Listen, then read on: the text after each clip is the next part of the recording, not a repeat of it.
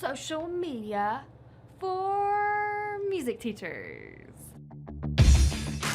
If you're in the music industry and you are watching this video, please tell me what you teach. So it's Friday, and every Friday I pick an industry and I talk some social media ideas, tips, strategies for that industry. So today I am talking about social media marketing for music teachers or music instructors or something along those lines. So the person that posted or asked me about this industry is Kay Lowry, and she is a piano teacher based out of Denton, Texas.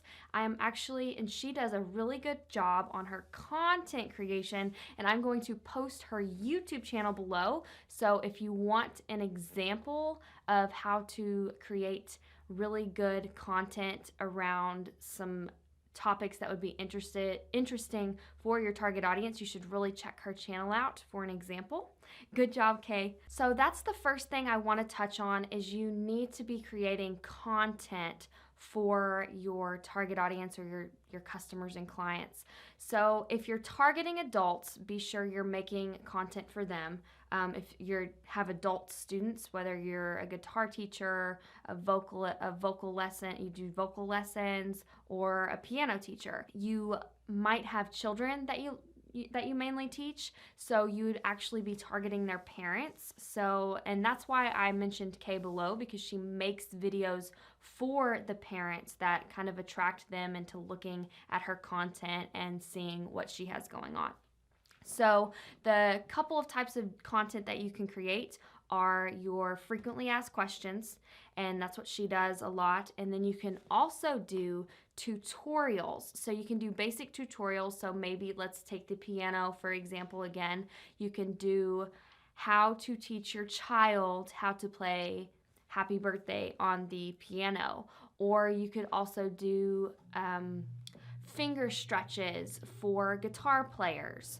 Or you could do voice warm-ups for before practicing vocals, or something like within those areas. And you don't just have to create the content on YouTube. You can post videos to Facebook. You can make blog articles, blog posts, and you can actually post the copy to Facebook, or you can do that on Google+, or you can post a picture on Instagram and have all of the information there. You can do that as well. And you can also use Instagram stories to post videos to that as well. And that's what I kind of want to touch on besides creating the content after you decide what you're actually going to create. And I guess I should really touch on the reason you're creating this content. Instead of being salesy, you're going to be informative, and you're going to add value and really get people interested in what you have to say, and then they'll kind of get to know you, get to kind of know what you're all about, and that you are an expert at this instrument. Or if it's vocals, your instrument is your your mouth or whatever. But then they can really see that you are an expert in this field and that you would be awesome for teaching. So what I really want to touch on is, Kay actually, she creates this YouTube content. So what I would recommend, YouTube is awesome, and it's awesome for reposting to Facebook and to get organic reach. But if you are in the local market and you don't have an actual online teaching, you don't teach online like over the internet. I know some people do like Skype lessons and stuff like that. If you are just a local business, I actually suggest using Instagram right now. It's it's May 2017. So I actually suggest using Instagram to target the parents of those children, and maybe you can even repurpose those YouTube video content and change them into maybe short little clips for Instagram, or also change them maybe into some Instagram stories. And when I say change them, I just mean like edit them a little bit shorter, or post the whole thing to it, whatever you need to do. and use Instagram to target those parents. You can do this a couple of different ways. So you can think of entities that these parents would be following already that are in Denton. So you can maybe think of some school programs that might have Instagram accounts, or some after school, I wouldn't say daycares, but play centers, just after school summer camp activities, anything that would have an Instagram account that would have to do with Denton. I would go and I would follow anyone that looks like a parent from there.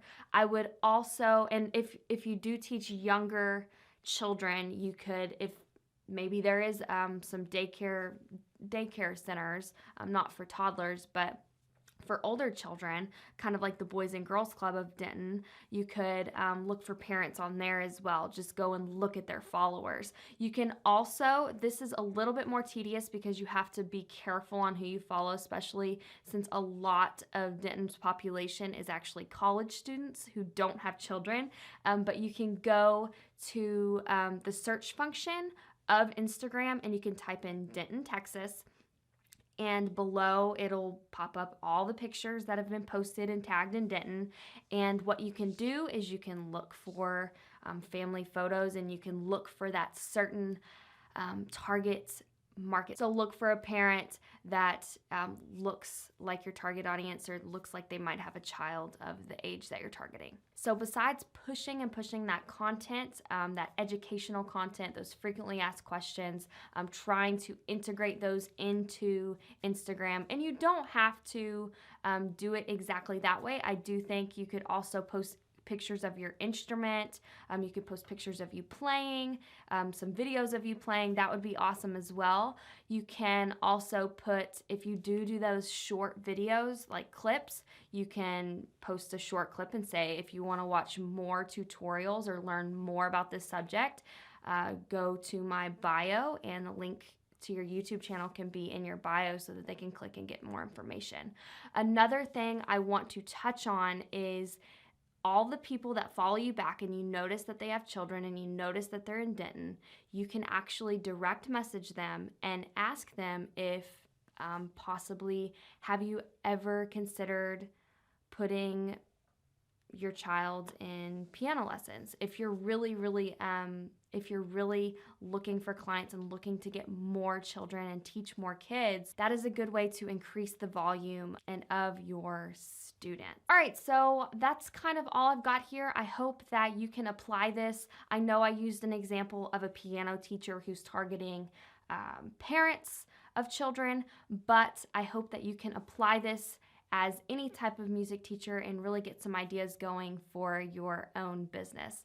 If you liked this video, there's a little subscribe button down there. So go push it. I'll see y'all later.